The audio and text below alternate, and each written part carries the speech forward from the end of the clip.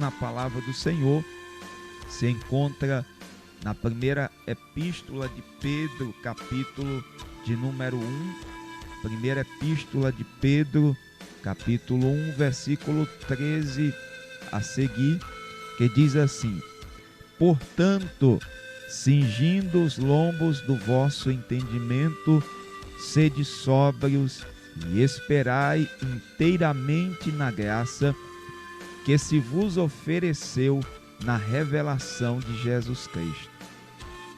Meus queridos irmãos, nós estamos aqui diante da palavra do Senhor, a qual o apóstolo Pedro, trazendo esta carta, essa epístola, nós observamos quando ele diz: portanto, cingindo os lombos do vosso entendimento. Ele diz: sede sóbrios e esperai. Então, nós vemos que o apóstolo Pedro está trazendo aqui que nós devemos cingir-nos, que nós devemos estar, vamos dizer, preparados com entendimento, trazendo entendimento. Nós não podemos ser ignorantes acerca das coisas, acerca do reino de Deus, acerca da vontade de Deus, acerca do que Deus deseja que nós vivamos. Então ele diz, cingindo os lombos do vosso entendimento. Isso fala de alguém que está ali preparado, cingido, para, vamos dizer, para a caminhada, para avançar. Ele está ali cingido, e ele diz: o lombo do vosso entendimento. Então, nosso entendimento deve estar preparado com o entendimento das coisas de Deus, da palavra de Deus. E ele diz: sede sóbrios. O cristão, ele precisa ter sobriedade na sua vida. O cristão, ele não pode estar, vamos dizer, embriagado com coisas deste mundo. Já dizia Paulo em Efésios 5:18, ele diz: não vos embriagueis com o vinho em que há contenda. Então nós devemos estarmos sóbrios. Nada pode tirar de nós essa sobriedade. Então, que nós possamos estar sóbrios, possamos estar atentos, porque nós vemos, queridos irmãos, que o tempo se aproxima, a volta do Senhor está bem próxima, os acontecimentos mostram isso. Então, sede sóbrios. E ele ainda diz aqui: e esperai inteiramente na graça que se vos ofereceu na revelação de Jesus Cristo. Então, nós não podemos, queridos irmãos, esperar em outra coisa.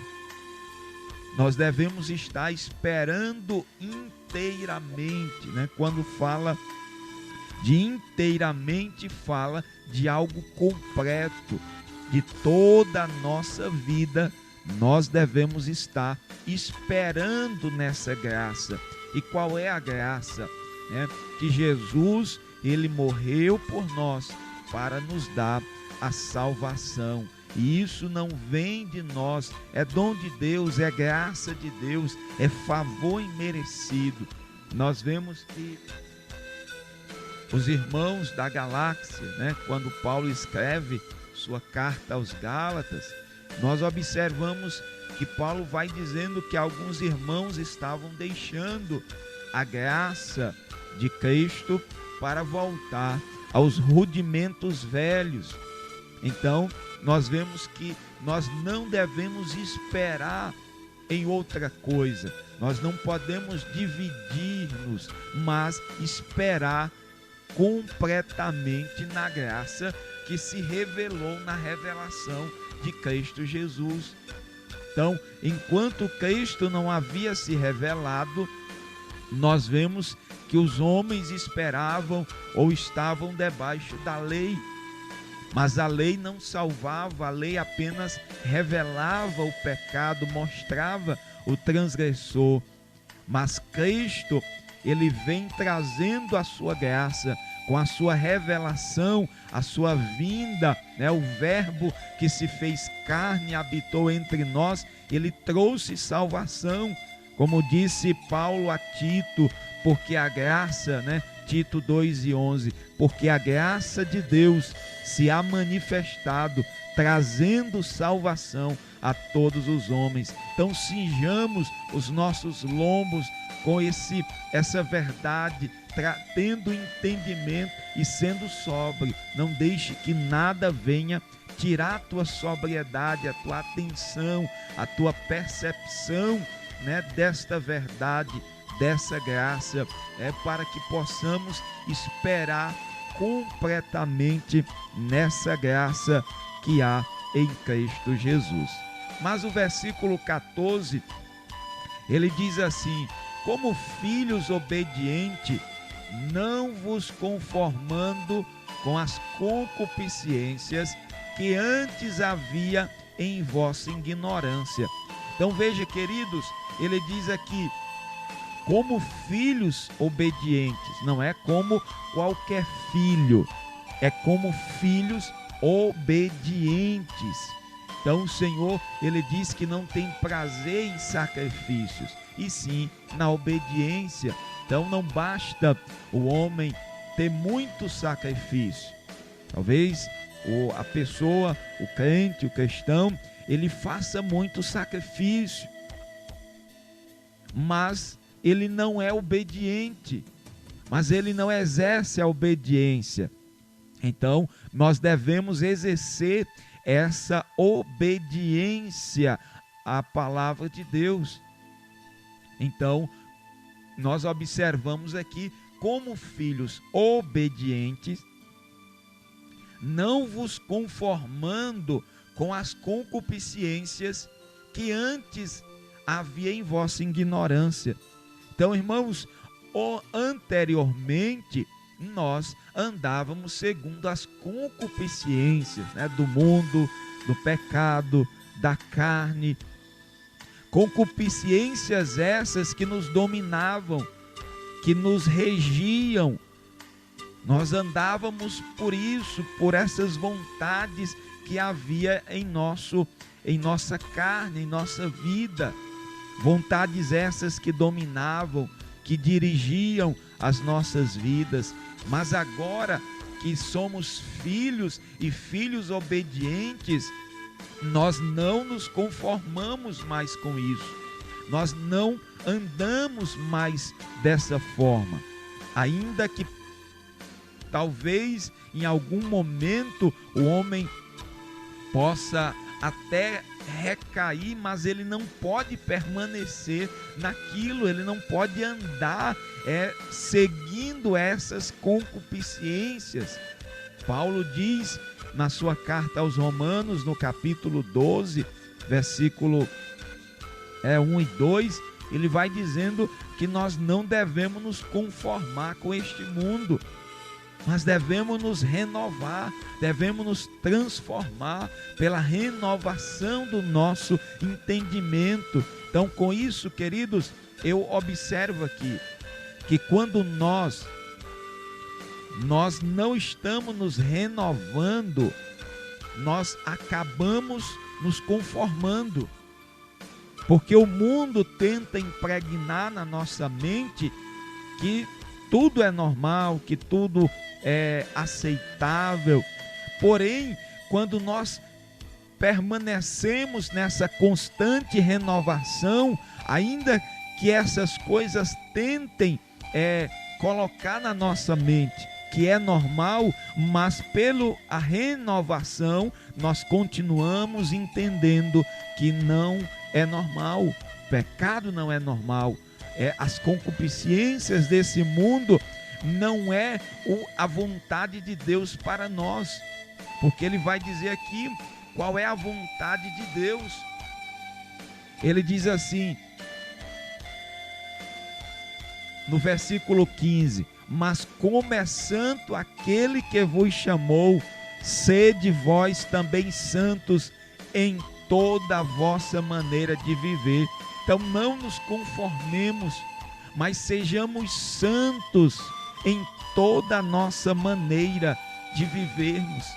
Que em toda a maneira de nós vivermos seja de forma consagrada. Ser santo é ser separado, é consagrar-se para Deus. Então, que toda a nossa vida ela venha a ser separada do pecado e de forma exclusiva sirvamos a Deus, ofereçamos o nosso corpo em sacrifício vivo, santo e agradável diante de Deus. Louvado seja o nome do Senhor. Então veja que ele diz aqui bem claro: mas como é santo aquele que vos chamou. Aquele que nos chamou, o nosso Deus, ele é santo. E ele requer de nós que sejamos santos. Não tem como andar com Deus se nós não formos santos. Nós observamos que quando Deus ele aparece a Moisés naquela sarça ardente, ele diz: tira a sandália dos teus pés, porque o lugar onde tu estás é santo. Então é necessário que aquele que se achega a Deus, que anda com Deus, seja santo como ele é santo. Se o homem quer andar com Deus, mas não andando em santidade, ele engana a si mesmo. Veja que quando Sansão pensou que estava com Deus, o Espírito de Deus já havia se retirado dele por causa da sua desobediência. Veja que Adão e Eva no jardim desfrutavam da presença gloriosa de Deus, mas quando eles desobedeceram, eles foram expulsos do jardim. Então, como é santo aquele que vos chamou, sede vós também santos. Mas não só santo numa área, não só santo em uma coisa. Tem pessoas que é santo em uma área até demais, mas em outras é profano. Então, meus queridos irmãos, o Senhor está dizendo: como é santo aquele que vos chamou. Como eu sou santo, sede vós também santos em toda a vossa maneira de viver. Ele diz no versículo 16: porquanto escrito está, sede santos, porque eu sou santo. Então seja santo, porque Deus é santo. Sede santos, porque o vosso Deus é santo e requer de nós essa santidade. Hebreus 12:14 vai dizendo: segui a paz com todos e a santificação, sem a qual ninguém verá o Senhor. Se nós queremos ver a Deus, nós precisamos andar e viver em santificação. Porque muitos vão dizer, como está escrito lá no livro de Mateus, no capítulo 7, ele diz: muitos vão dizer, Senhor, Senhor. Muitos vão dizer naquele dia: Senhor, abre-nos a porta. Muitos vão dizer: Senhor, em teu nome eu expulsei demônios, eu curei, eu operei maravilhas. Mas ele vai dizer: apartai-vos de mim, vós que praticais a iniquidade. Homens que não se apartaram do pecado, que não tiveram uma vida consagrada. Então, queridos, que possamos ser santos, porque aquele que nos chamou é santo. Sejamos santos, porque ele é santo. O versículo 17 diz assim: e se invocais por Pai aquele que sem acepção de pessoas julga segundo a obra de cada um, andai em temor durante o tempo da vossa peregrinação. Então, irmãos, nós vemos aqui que se nós invocamos a Deus por Pai, e Ele não faz acepção de pessoas, Deus, Ele não faz acepção. Deus não vai ter ninguém por predileto se ele anda em pecado, se ele não se santifica, não. Então, Deus não faz acepção de pessoas. Deus não passa a mão na cabeça de ninguém. Ele não toma o culpado por inocente, nem o inocente por culpado, não. Então, o que é, ele vai julgar conforme a obra de cada um. Então, ele diz, se ele vai julgar, se ele não faz acepção de pessoas, então ele vai julgar cada um segundo a sua obra. Então, andemos durante o tempo da nossa peregrinação, durante o tempo que nos é concedido aqui, andemos em novidade de vida, andemos com prudência, andemos, queridos irmãos, com sabedoria e entendimento. Louvado seja Deus.